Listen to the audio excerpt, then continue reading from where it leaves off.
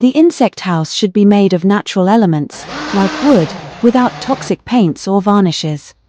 What you put in it depends on what insects you want to invite to your garden. Each species prefers different wintering conditions.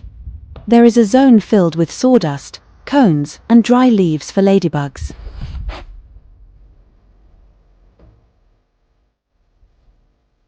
Straw will be an ideal shelter for lacewings. You can drill holes in the branches. The holes should be from 2 to 8 mm in diameter. Solitary wasps, bees, and lacewings will live in this zone. The stems of shrubs, for example blackberries, and twigs will be a good place for a nest for hymenopterans or a wintering place for hoverflies. Large hollow stems such as reed, bamboo, or even Jerusalem artichokes are an ideal home for solitary bees such as mason bees and scissors bees. A box-shaped place with oblong holes is a place for butterflies.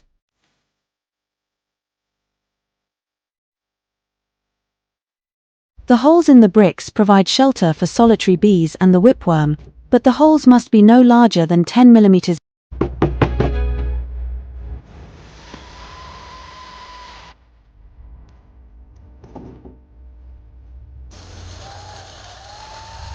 Earwigs will live in clay pots turned upside down and filled with hay.